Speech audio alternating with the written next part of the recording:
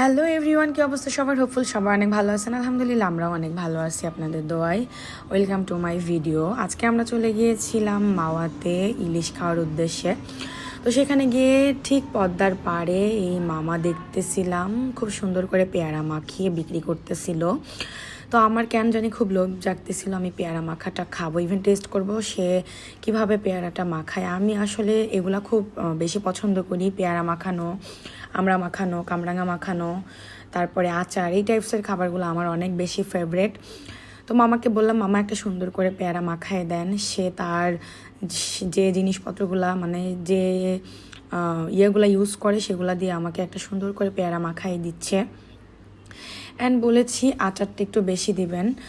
And সে তার পেয়ারা মাখানোর কার্যক্রম শুরু করে দিয়েছে। এটা হচ্ছে পদ্মার পাড়। যারা মাওয়াতে আসেন তারা অবশ্যই জানেন লোকেশনটা কোথায়। তো দাম অনুযায়ী খাবারের মান এত ভালো ছিল, মানে আমি যদি রেটিং দিতে যাই, এত টেস্টি ছিল পেয়ারা মাখানোটা, যা আমার মুখে এখনও লেগে আছে। আমি কখনো ভুলবো না এই পেয়ারা মাখানোটা, আমার কাছে জাস্ট অ্যামেজিং লেগেছে, অ্যামেজিং। অ্যান্ড এই হচ্ছে পেয়ারা মাখানোর ফাইনাল লুক।